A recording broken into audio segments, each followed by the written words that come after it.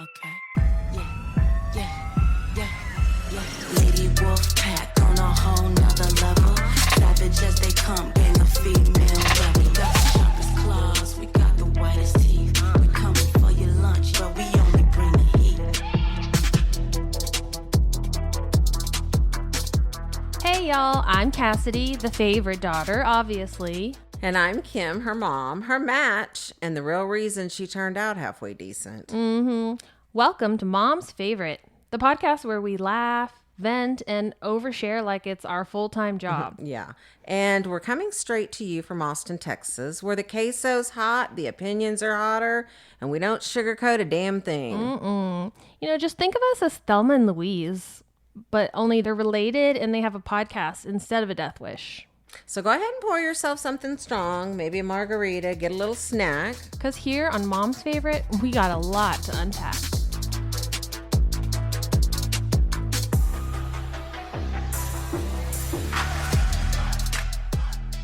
Hello, friends. We're back for part 2 of the Egon Stalking Boyer episode. And I guess it's both of our episodes, but Egon was brave enough to sit down with me again after the first little adventure. So we're back to continue on and talk about kind of the next chapter of things in our life and what went on. And so, hi, honey. Hi there. Hi, everyone. And let me tell you, it was not easy getting him in here because right now is a very, very, very busy time of year. And so for him to give up like even an hour of his precious time is quite difficult. So I'm actually honored that you're doing this for me. Thank you so much for always supporting me. Of course. I love that, for reals.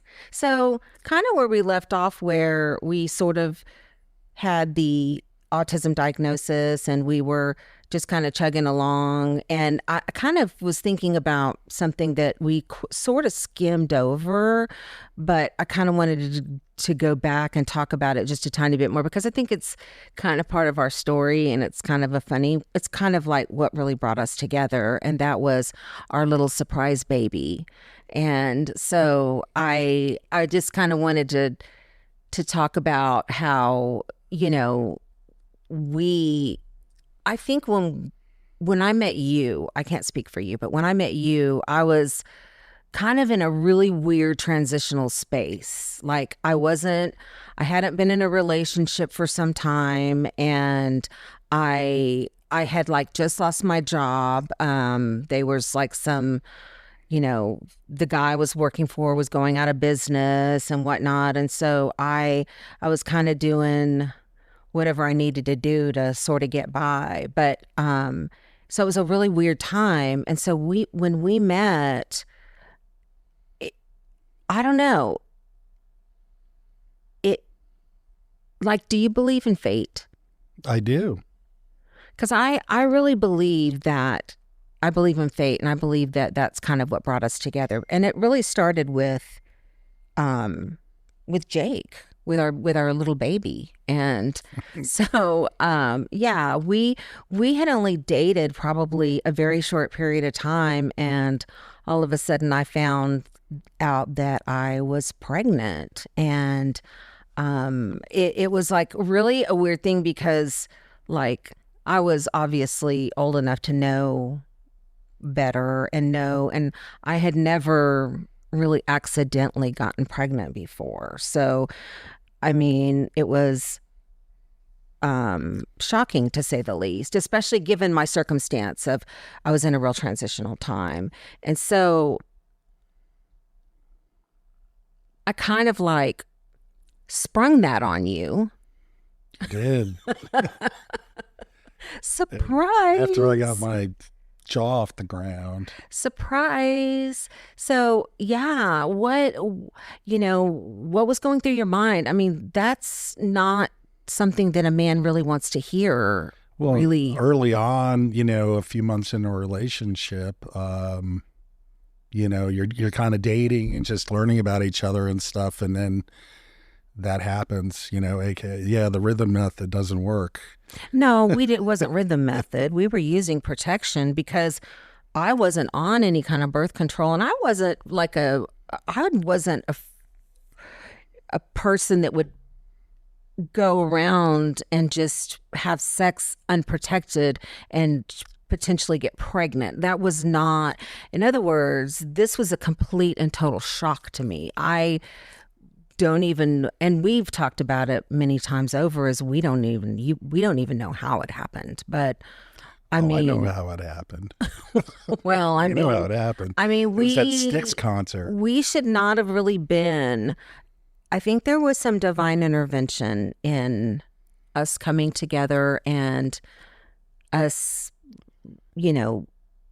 kind of having, because honestly, we might have, do you think we would have been together if we hadn't had a baby together? I don't know.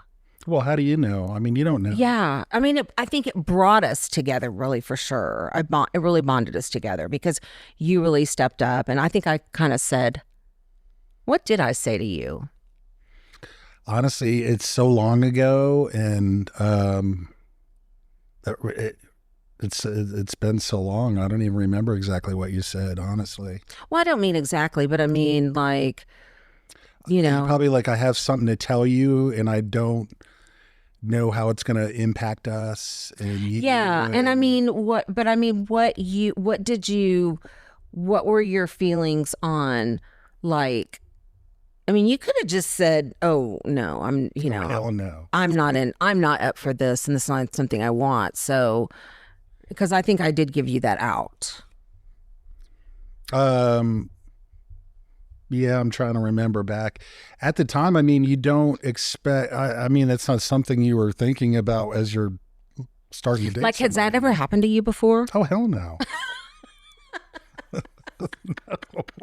No. I mean, you never had some random. I just go around and knock a bunch of women up and just say bye.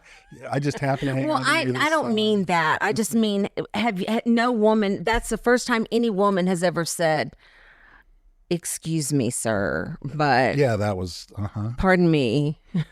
Prego. Stockenboyer, but it seems that I'm impregnant." But. And the fact that you had in vitro with your first child, so at that point you really probably didn't even know if you could make someone pregnant, right? I mean, or did you ever even think about it? Oh, I'm sure I was fine. It was her that's why we had to do in vitro because of. Oh, that's right, because you would have had you did the fertilization and all that. Yeah, everything was intact, but she could not normally do that because of an appendicitis that ruptured when she was a kid. Right. So she had to go a different route, and so that's what the in vitro was for. But anyway.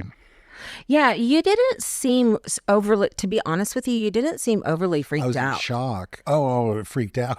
I mean, you didn't seem... You weren't excited. You weren't excited. I didn't expect excitement. I really did not expect excitement, but you really didn't have a lot to say about it. You were just kind of okay, and we just kind of started building a relationship from there, and luckily we got along, and I mean, I think we pretty much, we, given the circumstances of how everything started, I think that it worked out, which actually brings me back to, I believe in divine intervention. I think that you were brought to me at a time when I needed you, and maybe I gave you what you needed too at the time, like a family or whatever. Very true. So, I don't know. I'm being all philosophical because it's late at night, because we're having to do this late at night because old Mr. Taxman is working 12 plus hours. Working his poor little fingers to the bone over there. He's going to go over there and he's just going to be the crypt keeper.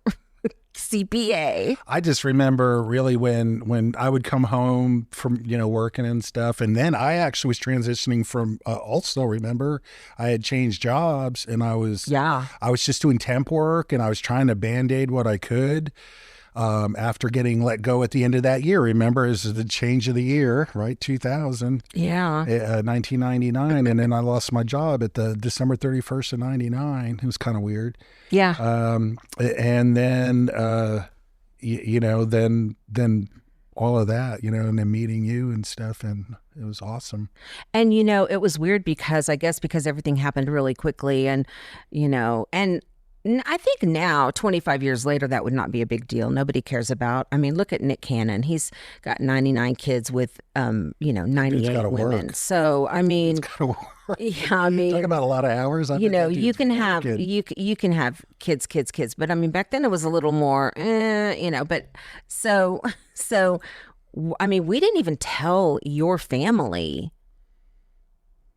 Not right away. Until I was like 8 months pregnant. I don't think it was that long, but you were good. Yeah, probably several months in for sure, I would think. Or more, yeah. And then you were like, well, by the way, remember that girl that I introduced you to down there at Oasis? Remember that chick? Yeah. That one.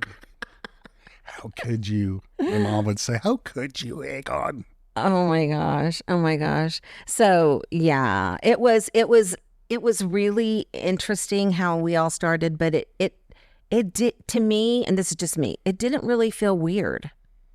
Like it felt, I think that was one of the things that it endeared me to you from the beginning, is I felt comfortable with you. Like I just felt really comfortable with you. Yeah, I agree. And so I think that was well, I was already kind of warmed up, right? I was just coming off, and to me it was, no, but anyway, I'm joking. But so once we were kind of cruising along with life, and we got our house, and we were working on things, and we were building the business, and then we had quite a few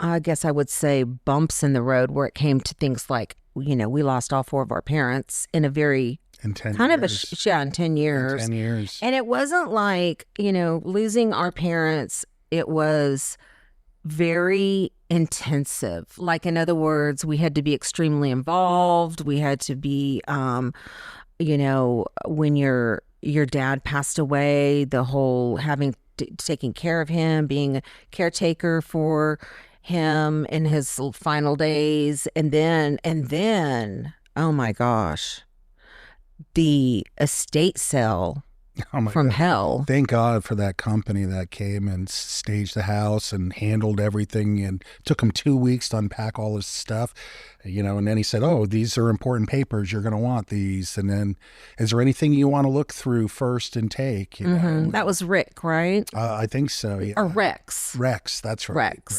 Rex. And what was that other lady's name? I don't remember. She actually was worked, a teacher, right? Miss Panzoa. Mm-hmm. She was a teacher at Zilker, and they know, but I mean, it wasn't anything really simple and clean. We had to go through a lot of crap, and it was really a hard time for us. And then, losing your mom, I mean, that was shocking. We didn't expect that. And so tell about what happened with your mom.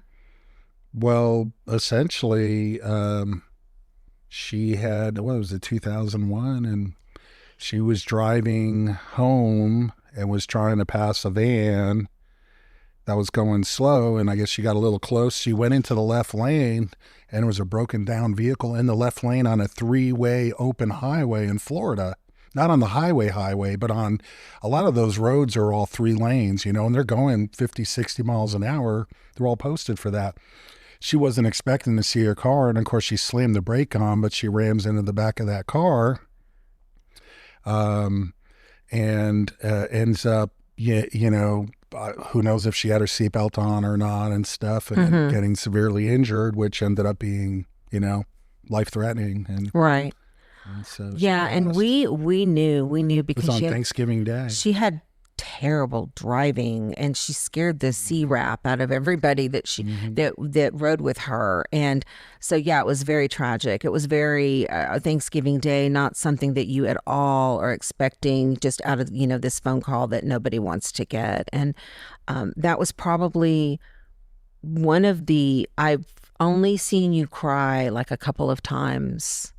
And that was one of the couple of times, was your mom dying. I mean, it was just so sudden and so, just like out of the blue. And I don't know, it was terrible, terrible. And she had been getting ready to come to Austin. She was actually, preparing her house to get it ready to sell. And she was going to move here and be closer to the grandkids and stuff. And so she was looking at making a change. And so, really because she did pass away unexpectedly,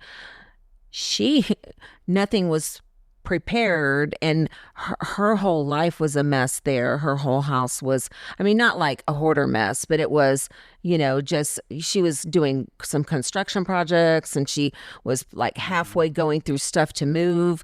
And then, and then literally you and your brother and Libby had to go through all of her stuff in her house. And she had a pretty good sized house in Florida. About a week. We were there a week, and then we loaded up 2 U-Hauls and figured out, what do you want? What do you want? What do we don't want?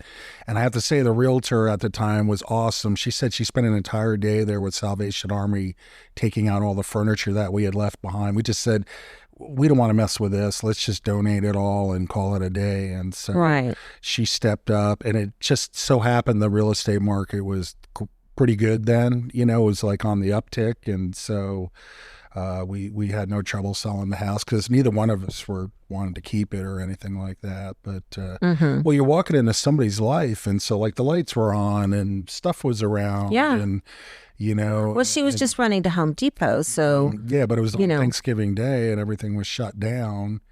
And then she probably went down there and it was closed, right? Because she ran out of something, and she was doing a wall.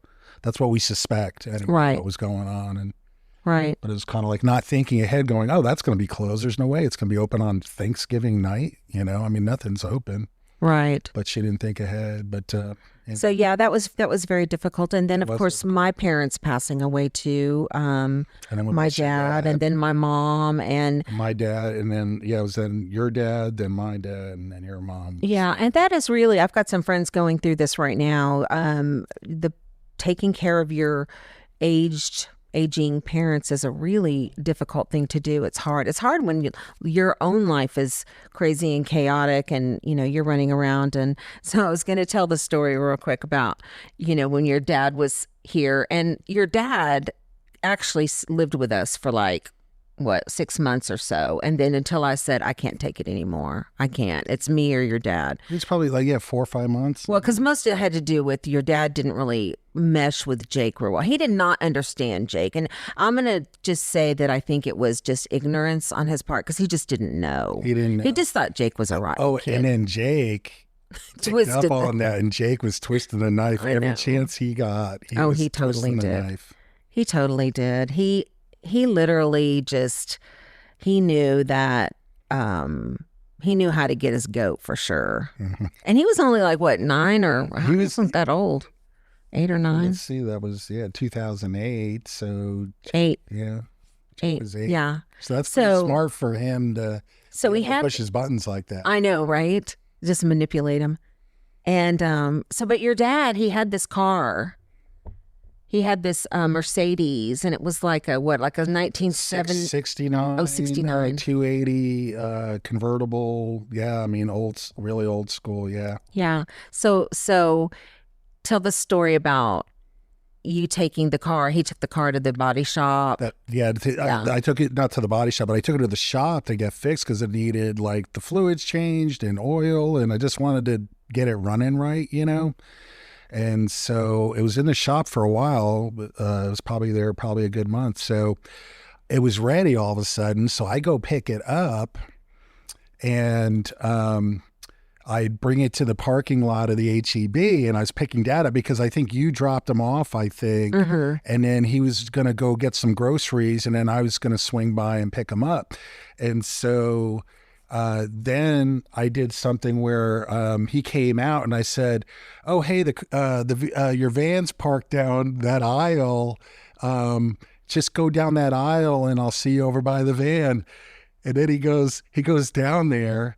And so I'm kind of sitting back and waiting.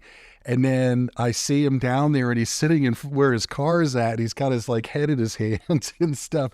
And So he sees his car. He sees his car, and he's like sitting right there, and he had one of those motorized carts. Yeah. So he's in the motorized cart, and he's sitting there, and he's all distraught. And then I'm going, what's wrong? And he goes, "Somebody's got my car. That's my car." And I go, "What? It is?" And of course he's totally not kidding. He goes, "That bastard's been driving my car around for the last month." He was hot. Yeah. He was hot. And so I said, I just picked it up, and I wanted to drive it here instead of the van and pick you up and stuff. And I just thought I'd pull your leg. And goes, why the hell you do that for? What the hell's the matter with you? It sounded like when I was like a little kid. He's like, what the hell's the matter with you? See, because you like to twist the knife too. I was needling him a little bit. Yeah. He put us through hell. You're Mr. Needler. And your dad had very interesting taste in things. He had like all these giant bronze statues. And when I say giant, one of them literally took like 5 people from the moving company, and they had to take the door frame off just to get it into his house. It was huge. And I don't know if he was just collecting them because he liked them, but he had a ton of them. And what did he do with that stuff? He had probably 4 or 5 of those, and they all sold. And I remember the lady who was buying the Eagle, and I said, "How many people you got coming to move that, ma'am?" And she goes, 2. And I go, "Double it. Whatever it is, double the body count." So what does she do? She still has the 2 guys. Remember, she just destroyed the whole door and the trim. Had to spend $1,000. She spent $1,000 reimbursing me. What did that thing weigh? Do you even know? That was probably, I would say that was probably like 600-700 pounds. And he shipped them all, that was all here, bronze. remember? And they were all crated up so nice. And it was like, whoa. It took up like our whole garage just for his little bronze statues. That's right. And then there was that swordfish, remember the fountain, which nobody took. And I talked the lady who took the Eagle. I talked her in, and I gave her a smoking deal on it. I said, "I don't want this. Give me an offer." And she's like, "How about $400? I was like, "Done." I was like, "Take it." And the only thing we couldn't get rid of it was that crappy desk that even Salvation Army wouldn't take. Yeah. That was the only last piece in that entire house that nobody took, which was actually probably pretty good. Yeah. So. Yeah. So it was just crazy, the amount of crazy stuff that he had, and he was a collector of things, and he had been all over the world because he flew planes, and so or gliders, but he did fly planes too. He had a pilot, right? He had a pilot's license, right? Pilot and glider, yeah. So he could drive motor and glider, which is a separate license. And I mean, being that he was from Europe, and he's probably traveled all over in Europe too, so he had like so many crazy and neat things. Like some of them were like really neat. Some of them were really junky, stupid stuff. But he did have a lot of interesting stuff. He was an interesting man, your dad. He was. He had a lot of stories. He did have a lot of stories. Not, with half truths. Yeah, like that he was a admiral in the Swiss Army. Yeah, he's a colonel in the Swiss Air Force. An admiral. That's like a boat, right?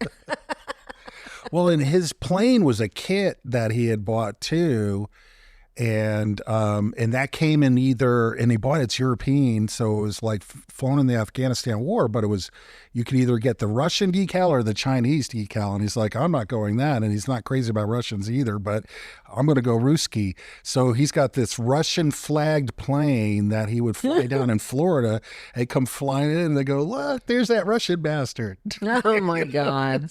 He's so nuts. That's crazy. They'd see him flying in the airport, and he has the Russian plane, When he's which then he donated. And remember, it ended up at my niece's school in upstate New York, all the way from Florida.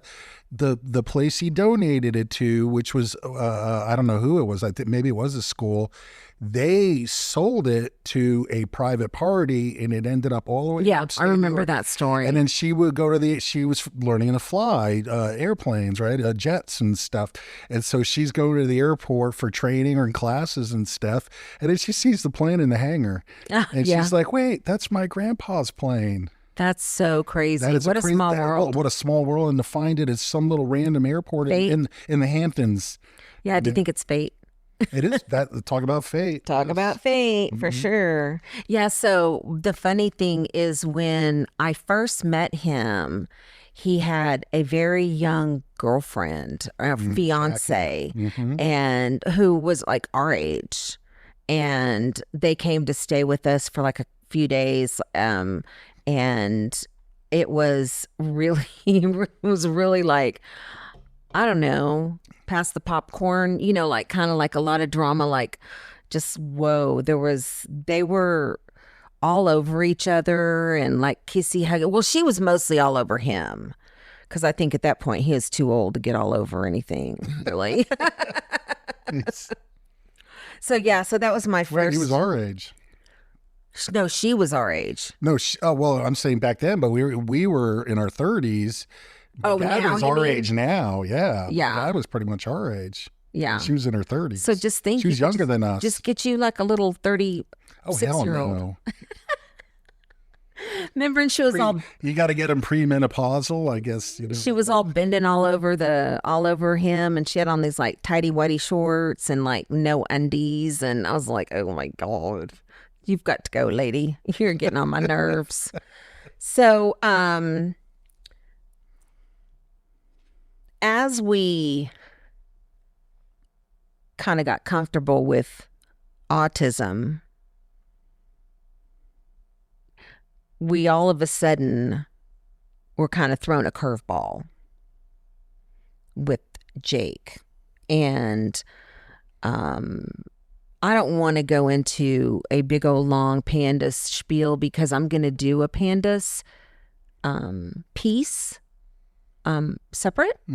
And kind of cover a lot of the real details of what we went through, because I think it would be very helpful for some families to know that they're not alone, that that it's a hell that there's other people going through, and kind of here's what we did, here's what helped, here's what did not help.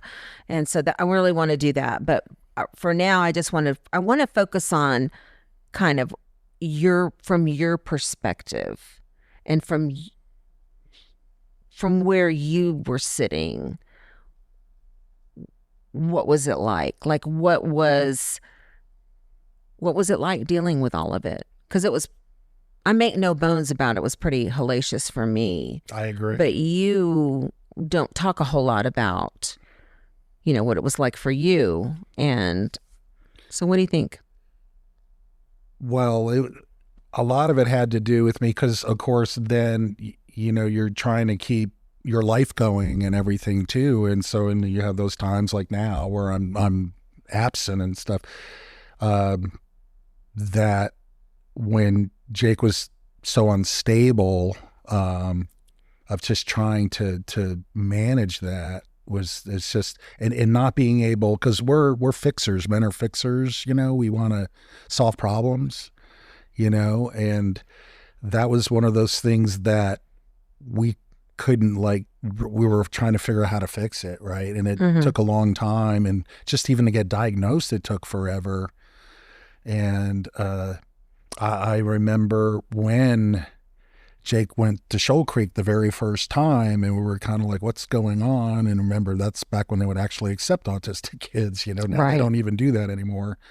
But and you had mentioned something about, somebody told you something about pandas, this thing with the strep and all that. And then it was just kind of like an idea, right? Right. At that moment and stuff. Or a theory. A theory about potentially what could be going on. And then you try to go back and you try to look for, were there any warning signs? Because I remember he entered high school and then he had that real quiet mode point. because we already had, I think in his freshman year was kind of when it started. He was about 15 then. Mm-hmm. And he went to this quiet mode where he's really silent when he started school, remember? We're like, what's going on with him and everything? And then he just kind of started amping up a little bit, and then he's doing some elopement stuff, where try to take him to the movies, and he's running all in the different movie theaters and things, and it was just, okay, we got to go, we can't go to see. I mean, I think we had what I would call mild behaviors before pandas, but once pandas set in, those mild behaviors became giant, horrific situations. Yeah, correct. And the elopement. So everything just got, and I think that's why when people are like, well, isn't that the same? Isn't this what he has is autism? And it's like, well, it isn't. It isn't. It actually just, it looks like a very amplified version of autism. And especially when you go like us, for the first 14 years, he's one way, and then all of a sudden he's doing things and behaving in a way that's completely out of characteristic for him. Correct. And he was very happy and jovial, and just there were so many things he loved to do, and he loved school, and there's just so many things going. And then all of a sudden, like that, it's like a switch. Switch. It was like somebody came down and switched the kid on me. Mm-hmm. And we were trying to figure out what in the hell happened. What happened? What's going on? And, just the, they say, what is it, like 50-something% of marriages end in divorce. I think it's like 55% of marriages end in divorce. And then it goes up to something like 80% of second marriages are divorced. And then when you throw in the mix the percentage of marriages that fail with special needs children, it's got to be, I mean, we had no chance at any of this. We just didn't have a chance. I don't know how we're just still sitting here, honestly, sometimes, because the odds were stacked against us. They were. A lot of times. But once we did get a diagnosis, and once we did start moving in some directions, or at least trying some things, and I think one of the things that I want to say is I am so grateful for the fact that I was able to devote my whole time and focus. Like, I didn't have to go out and earn half of the living because, we couldn't make it on one salary or whatever. I was able to take care of the things that needed to be taken care of with everybody. And it really, although it was still hellacious, it really would have been worse had we not had that. Well, I don't see how a family could hold something like that together at that extreme when it happens, that both spouses potentially could go out and work. You wouldn't have the support, because obviously school didn't want them, and then they're like, well, he's got to get an education. So then they would start sending people to the house. Right. Because we were still trying to figure things out. I mean, we threw the kitchen sink at that kid, Yeah, and that's another thing that I'm very grateful for, that we did through all that hard work that you've done, and that we have been able to afford things, and to be able to try things, and to be able to get some answers that a lot of people don't get. And you were very supportive in that when I would do all the legwork and say, look, hey, he needs this test, he needs that. And I mean, we're talking here some of these, $2,500, $5,000 tests here to find out what's wrong. And, I could come to you and say, we really need to do this. And you really didn't bat an eye at it. You really didn't say, you didn't gripe about it. You didn't say, oh, we're not doing that. And I know I make cracks about you being very tight sometimes, but I mean, you trusted me. You trusted that I, if I said we needed this, then you trusted me. And I think I did okay, except for Linda Mood Bell. Linda Mood Bell was, do you remember them? The name sounds familiar. It was that reading program that was supposed to be top notch, and I took him to that's Dallas, right. and Oh my gosh. and I jumped on, and it was supposed to be like life changing, like help with his skill. Anyway, that was a very expensive. Did not work out at all. We didn't get anything from that at all, which was unfortunate. That was 10 grand. Yeah, at least or more. Yeah. It was. So, but anyway, that was. And they threw him out on the last day with like an hour to go. Right. There were many a times where, I mean, I can't speak for you because you never, I have to say one thing, you never threatened to leave. I threatened to leave at least once every day. I'm not kidding you. Like, I just want to get in my car.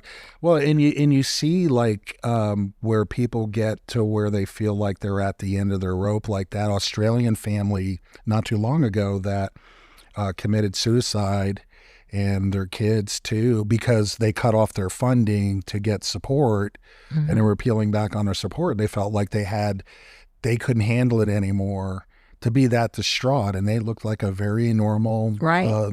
Happy family and stuff, but they were, it was just so overwhelming. Yeah, it really is overwhelming. And they had 2 children, I think, that were. They did. They did. That was. Were they pandas also, or no? They didn't mention that, but they said they were severe autism. They were severe, so I think so. That's a big sack of rocks to carry. Yeah. And a lot of people don't understand.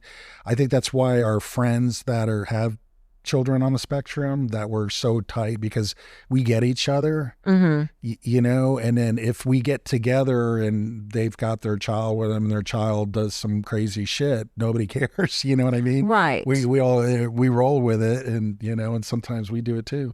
But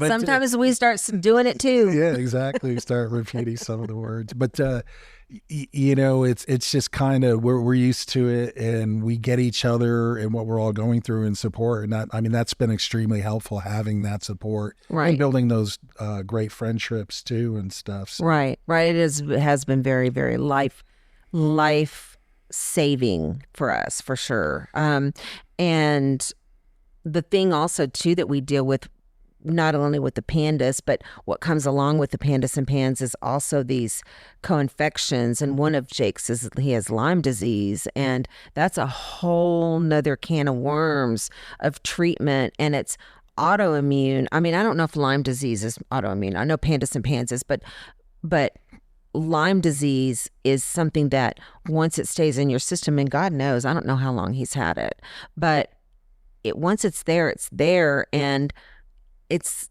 something that we have to treat probably for the rest of his life, unfortunately. But at least we know what we're dealing with, and it doesn't help with the fact that we still have to deal with ups and downs from time to time. But let me tell you, it is a whole lot better than Absolutely. It was. A whole lot better than it was, and he's doing very well. Well, he's doing well. I won't say very well, but he's doing well. We still have some bumps in the road here and there, mostly due to illness, mostly when he gets sick or gets exposed to strep or certain things that even today we don't know everything that triggers him. Right. Because I think there's other things that trigger him too. And we kind of know, like, he starts, like, it almost like before he starts ramping up, he starts getting like those little boils and stuff. Right. So we kind of know he's getting ready to, a warning sign that he's getting ready to flare. Of course, then something could set him off too without any warning at all. And all of a sudden you're like out of left field. He's just like, goes from 0 to 100 in Right. a second. And you're like, what the hell just happened? I know, right? I know. But he's but it's something that we will probably work on the rest of our lives. And because you know me, I'm never gonna give up on making Jake's life better. That's just not gonna happen. So I think in a situation now, being up there with Josh and Kiki, I think he's living his best life right now. Oh, he's living his best life. He's got a very active lifestyle. They're very active. He's at the gym. He loves socializing with people at the gym. I know he's just totally in his element and stuff. And he hangs out at the barber shop. They love him over there. I mean, yeah, he's definitely Thank God made for that. made a good circle there, and I'm ever so grateful for that, for sure. So the other thing that I wanted to talk about that we kind of didn't get to talk a whole lot about was your relationship with Cassidy, and I so love how it has evolved into the relationship that you have today with her, because I think you have a good kind of father. I'm not going to say stepfather because nobody says step, but father, daughter. Even though she has a biological father, you're still a father to her. And I love how you guide her and how she, is comfortable enough now to come to you and ask you and talk to you about things, and how you treat her like your daughter. And that was one of the things that I really loved about you when we met, was you didn't try to come in and like be this dad person to her, because she was already 12 years old. Oh, and you made it quite clear. It's like, this is my kid. You have zero say. I know I was not your number one. I was not your number one. And I guess you could expect that from, if you're any man in that situation, better go in expecting that. You're not going to be number one. Don't get involved in it if you don't expect that. But that kid's always going to be number one in the mom's eyes, Really? You've never said that before. So you've always felt like she was number one? Oh, hell yeah. Really? Well, I kind of expected that. I was like, that's her kid, and then she's gonna. But you're always like, oh, that's my kid. You don't have any decision-making process. Would I say that to you? If I want your opinion, I'll kick it out of you or something.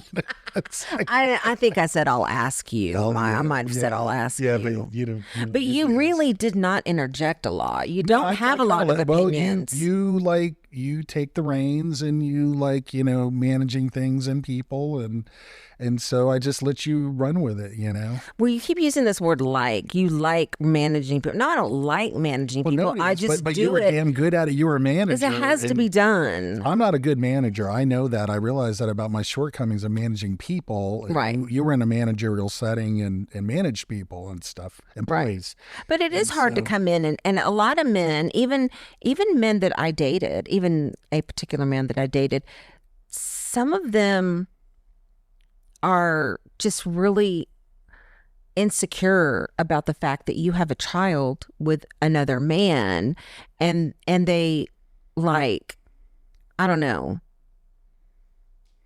a lot of men have a problem with it. And I mean, not necessarily a problem with it, but they don't feel the way that you have felt about Cassidy. They haven't. I mean, I know you've had a lot of years to establish this relationship with her, but even in the beginning. And it took a while. It took a while to get there, because I remember her being in college and going, she needs to get a damn job, and you go like, she's got her whole life to work, and and I was kind of. I have to say, there wasn't a whole lot of me having to feel like a, like take up, like.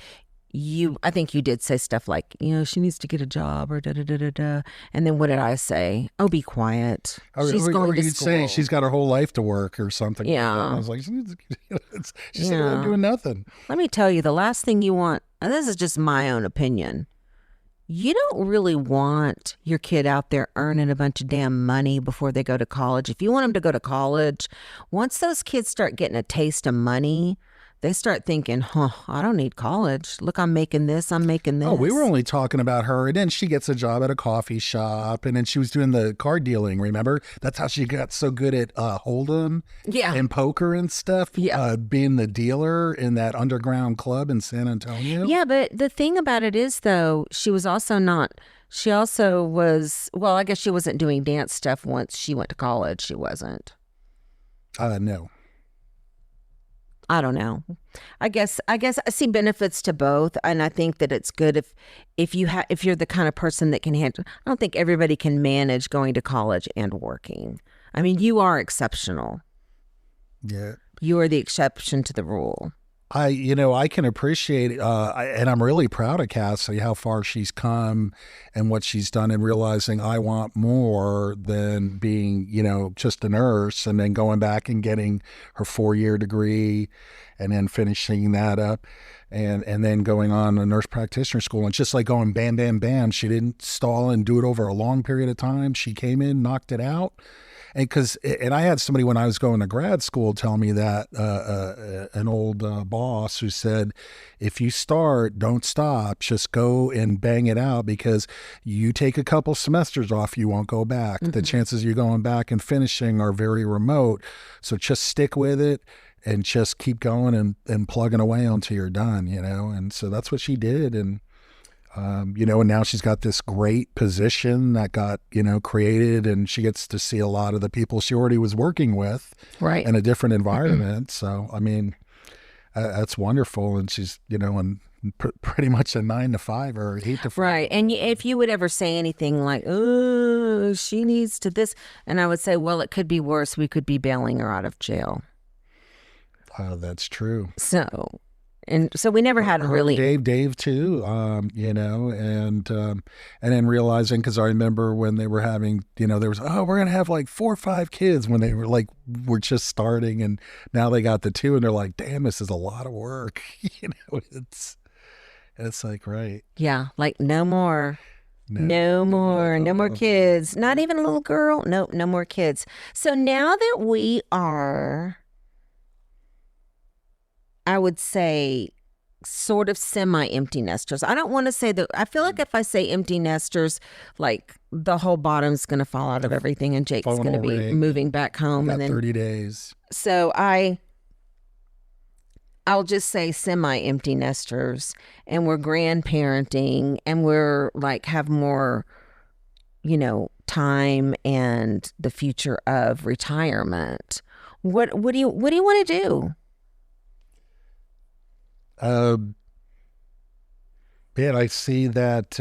I could see retirement. I wouldn't say it, probably more of a semi-retired role, or something where you could maybe, in my line of work, embrace the seasonality of it, and then just kind of cut it off from there and say, okay, I'm going to have this time and this time twice a year, and then that's going to be it, and the rest of the time I'm off. Right. And scale it back to a place where you could actually be off 6-7 months a year. That would be awesome. And it's just maybe, responding to some emails and things like that, and be able to go travel more, for sure. And then definitely play some more golf. I'm tired of getting texts from Adrian and Steve like every few days of them on the golf course and giving me the finger, and a picture of them on the golf cart doing that. And I'm like, God, I'm jealous. I want to be out there and stuff, Yeah. And spending more time going to the gym more frequently. And like I used to, when I first met you, I was going 5-6 days a week. I know. I remember. Stuff. And, and then you find where, all this time, and then you're like, okay. And just all the work and then the family and, I know. Demands of life basically. And it slows that part down and stuff. And so but I see all that in the future, and then spending just some more. And if it's even quiet days, that's one thing I love about you is like, you want to go out and do stuff, but then there's times you just want to chill at home and not go do anything. I love that, because if you were somebody who's like, go, go, go, go, go, go, go, there's people like that. They just got to be going all the time and aren't comfortable of just spending a night at home or two and, and chillaxing and watching a good movie or something, or a good show that we both enjoy and that kind of thing. And so I like that part about you. It's nice to not have to go, go, go, go, go. It's nice to be able to sit and, watch a movie or, spend an evening and not have to be worrying about all this stuff going on and things you've got to do. And I mean, less is more, and, like untethered, like Shelley says, and get all the shit off your plate so that you can sit back and do what you want to do. But sometimes it's nothing. I find as we get older, I see that even with my own clients who are heavy in the real estate, and they owned a bunch of properties for 20 years now, and they're going, I'm tired of managing properties. I'm tired of getting those calls in the middle of the night.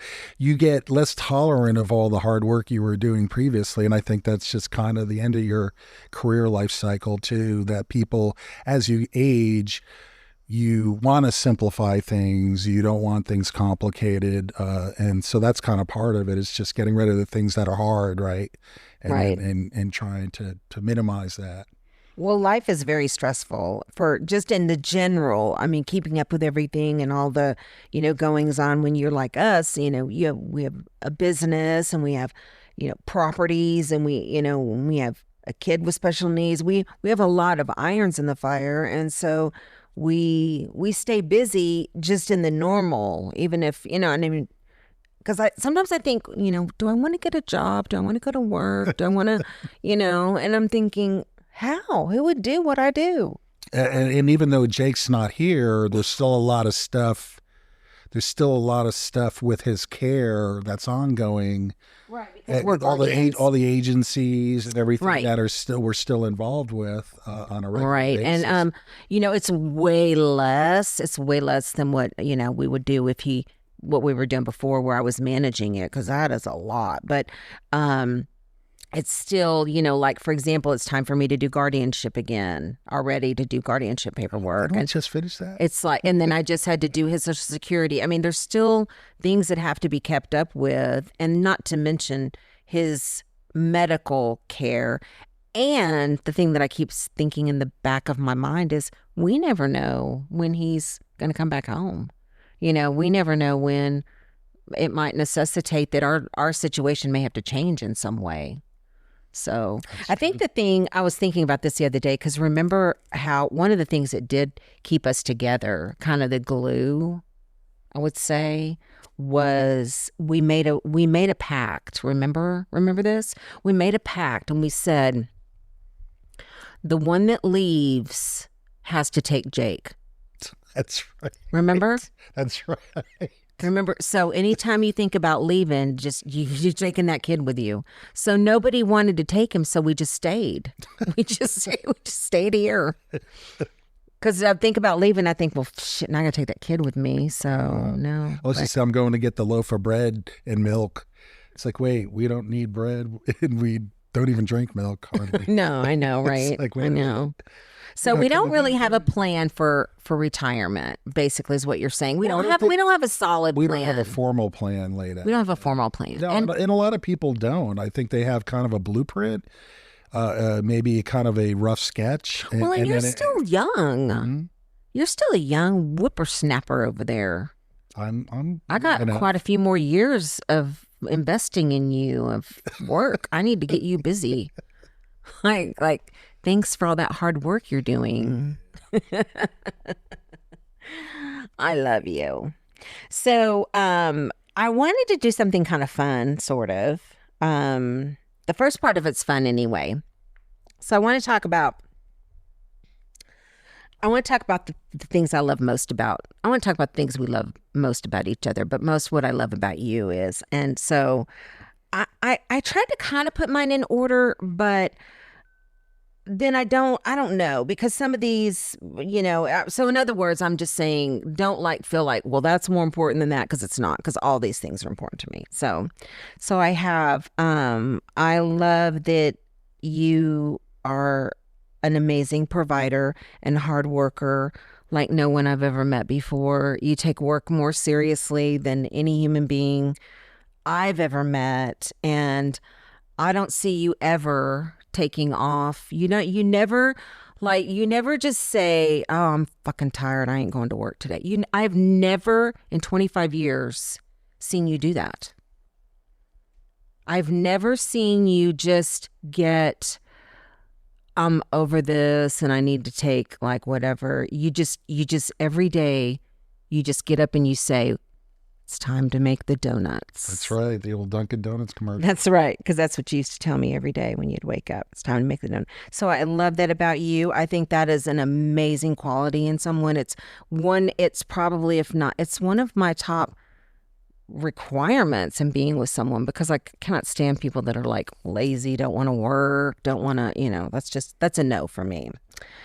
And then I have your financial fortitude. I love your financial fortitude. I love that you have this financial knowledge and you can take care of us in a way that makes sense. And I don't even have to think about it. And you just do it all. And I love that. And then I have number 3. I love your height. It's very important that I be with a tall man. I don't know what it is. I love a tall man. I love a tall man with his arms wrapped around me. And I don't know. It's a thing. I mean, I'm not saying that it would be a deal breaker if someone wasn't tall, but I just happen to really be attracted to a very tall man. I also find it comes in handy reaching things because I a lot of times need something up in the cabinet. I can just say, hey, honey, I need to borrow your height here. So I love that. I love your devotion to me and your devotion to the family and how much you have just given to us and to me. And there's just not anything that you wouldn't give me and haven't given me. So I love that. And the last thing was I love your grilling skills. Your grill master. When you're ever home and have time for grilling, I do love your grilled food. So, well, and I'm amazed at what the air fryer, learning about like how much easier than the egg of, having to heat it up and get it up to temperature and all of that, and what we've been able to do on an air fryer like so quickly is like mind blowing, right? Right. I know. For us, it's because it's just for us, right? So. So do you have any of top 5 things that you like about me? Yeah, I also kind of wrote them down too. Yeah, my brain's mush after. Oh, I know, me 9 too. hours a week, and the long day today. But yeah, I want to say it's like how you love. I think that's really like with your family and your friends, and you're really selfless that way. You give it your all. And you're always there for your friends in need. I've seen that, or and stepping up with Jake and people like you and Shelly who have like just gone to the mat, and probably most autism moms have gone to the mat for their kids and then some. Getting him a diversion slot. That had moving heaven and earth for that. And going through all the hoops to make that happen was not easy. Trying to slide up a list of 150,000 people deep these days is no easy feat.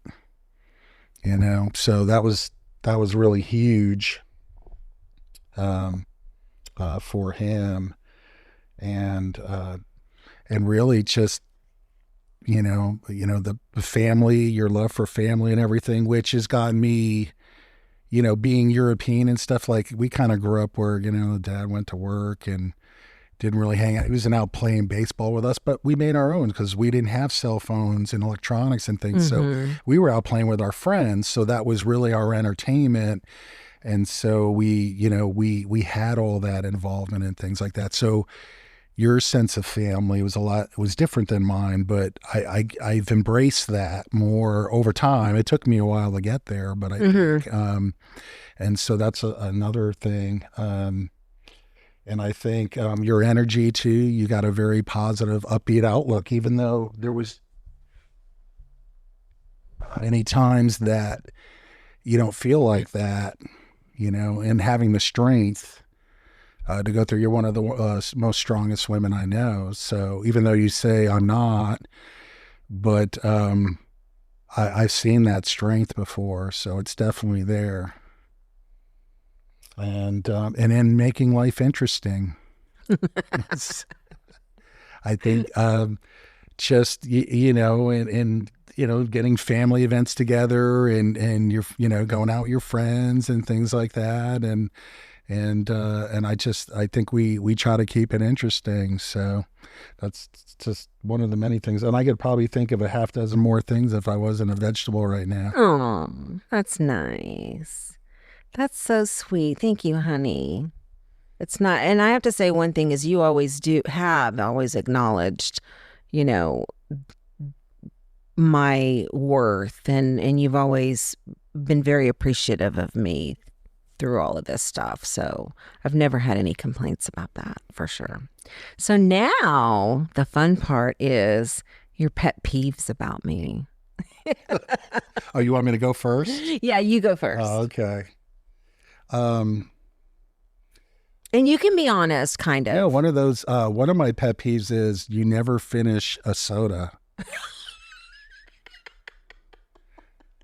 I mean, it's like when we would go on the campouts and the kids would be running around and Steve made a smart move. He buys the little half pint waters, because the kids would open a water and take 2 sips out of it. And Except then the little ones cost twice as much as the regulars. But it was still cheaper but then we would have all these little ones laying all over the campground on the Sunday. Because everybody kept getting a fresh one. They kept getting a fresh one. But then he was like, but I got tired of getting the big waters, and then nobody drank them. So it's kind of that same thing, but you drink so you start getting the minis, and guess what? Those are twice as expensive too. I know. Luckily, I really don't drink that much. I'm kind of on the down slick of sodas, because since it's so bad for you. But yeah, you're right. That's not. Yeah.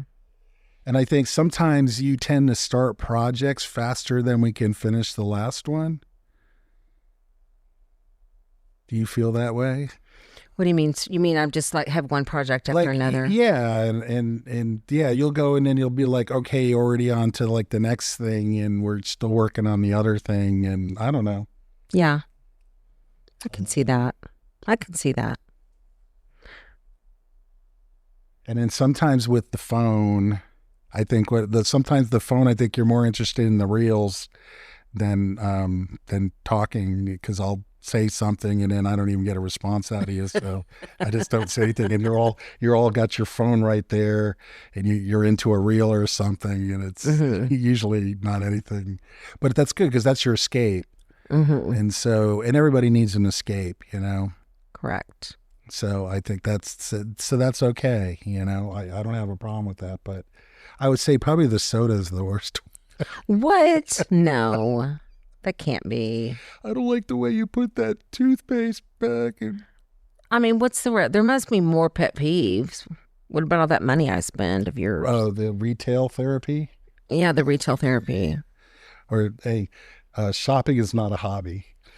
Well, remember how you said that you would be so rich.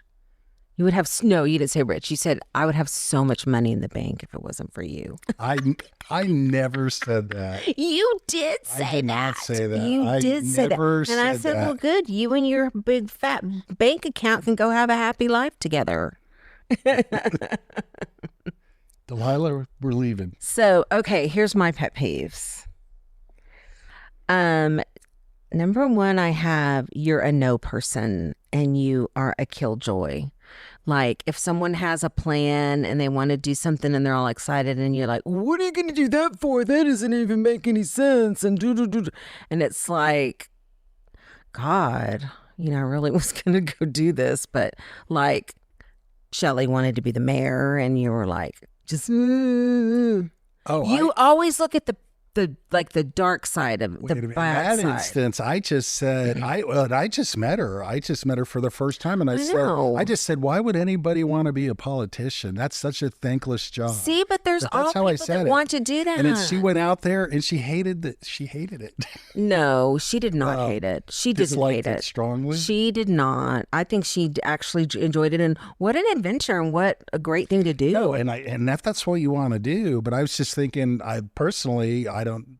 Not so okay. Not and I wasn't trying to be a killjoy. Not everything.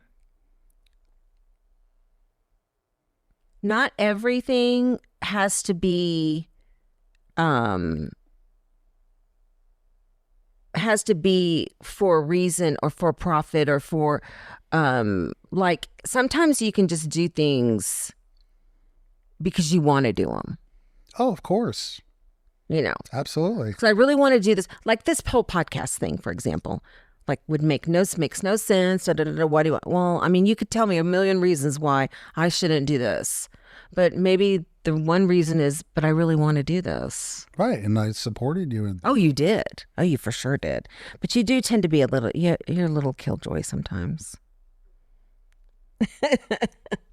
Okay, number 2, you're disorganized. Yes, because I'm mentally scattered because of how overworked I am. I Yep. get that. So you're scattered, and so you're like, okay, I got to deal with this task at hand, and all this other clutter around doesn't really matter. I don't even see it. I know. I know this about you. You don't even see it. Number 3, you have no work-life balance. And you're in complete denial about it. I wouldn't say I'm in denial about it. No, I agree with that at times. There's definitely times that there isn't a balance. I agree. Yep.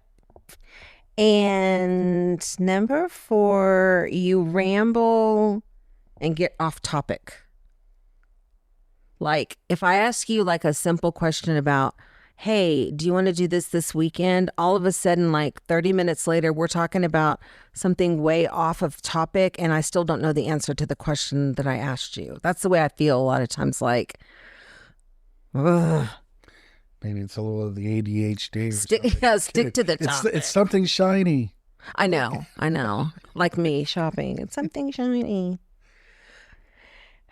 That's it. That's all my pet peeves about you. I really don't have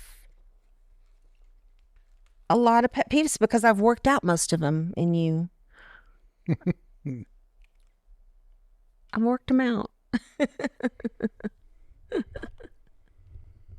So what do you see as like what's like a bucket list? Now I know we've got some traveling that we want to do and we're trying to kind of, I would say this is what I'm thinking, we try to take like a pretty good trip at like maybe once a year or once every, at least a decent trip. We don't have to take a big Viking cruise every year, but Right.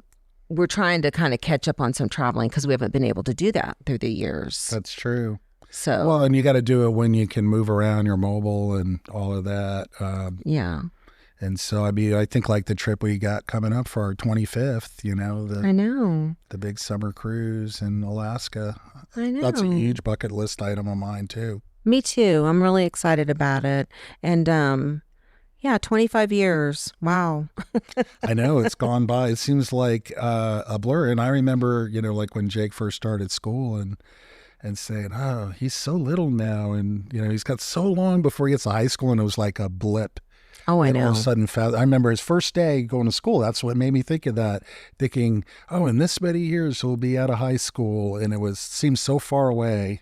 Yeah. And it was just like that. And, Well, and tomorrow our grandson, our youngest grandson, is going to be 10 years old. It's like, right. wow, 10-year-old grandson. That's right. So it's an adventure. And honey, I'm so happy that I picked you to go through life with this adventure. I don't think I would have or be anywhere I am and have the life that I have now had I not met you. And I love it. I love, it's been hard. We've had some ups and downs. I've packed my bags a few times, but I mean, all in all, I'm very grateful, and we've definitely built an amazing life. I agree.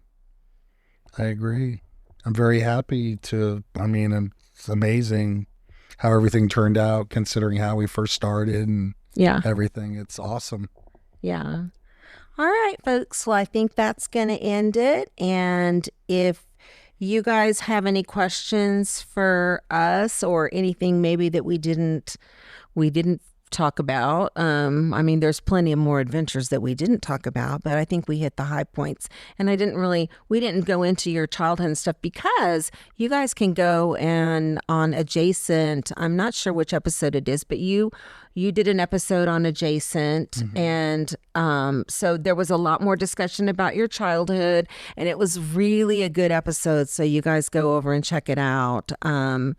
where you talk more about your parents and how they met and things like Mafia that. upbringing. Yes. And so I didn't really want to recover all of that because it's already kind of out there, but it is very interesting. So go check that out. And I look forward to maybe in the next few years we can get you back on here. I'll If I ever get a day off. if you ever get a day off.